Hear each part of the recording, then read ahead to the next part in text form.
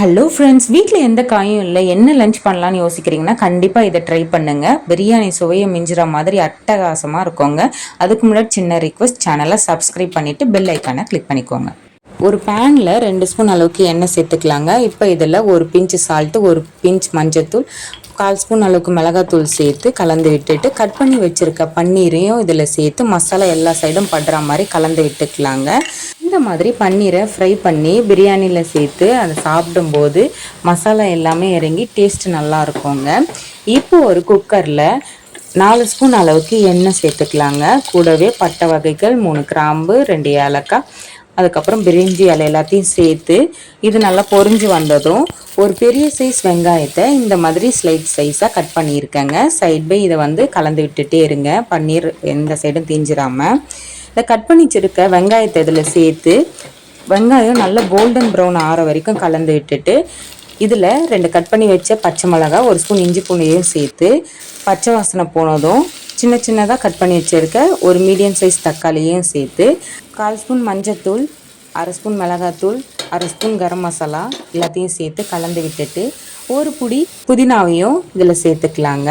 சேர்த்து கலந்துட்டு ஒரு 2 ஸ்பூன் கெட்டி தயிரை சேர்த்து நல்லா கலந்து விட்டுட்ருக்கலாங்க. இப்போ பாருங்கள், நம்ம சேர்த்த மசாலாவோட பச்சை வாசனைலாம் போயிட்டு தக்காளி இருக்கிற இடமே தெரியாமல் இந்த மாதிரி கரைஞ்சி நல்லா கிரேவி மாதிரி ஆயிடுச்சு. இப்போ இதில் நைட்டு ஊற வச்சுருக்க சன்னாவை சேர்த்துக்கிறேன்னா, அதுக்கப்புறம் நான் ரோஸ்ட் பண்ணி வச்சுருந்த பன்னீரையும் சேர்த்து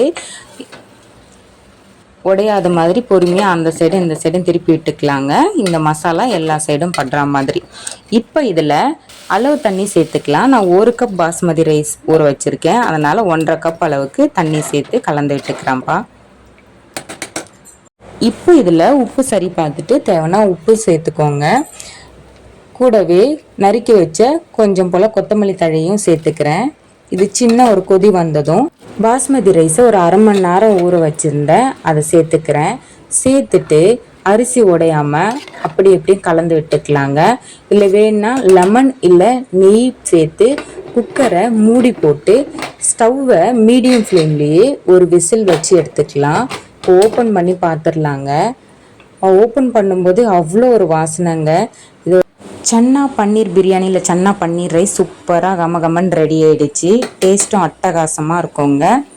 இது கலந்து விடும்போது கரண்டியை ஒரு சைடாக வச்சு கீழே இருந்து மேலே ரைஸை கலந்து விடணும். அப்போ தான் ரைஸ் உடையாது. டேஸ்ட்டும் அருமையாக இருக்குங்க. நீங்களும் ட்ரை பண்ணிவிட்டு ஃப்ரெண்ட்ஸ் அண்ட் ஃபேமிலிக்கும் ஷேர் பண்ணுங்கள்.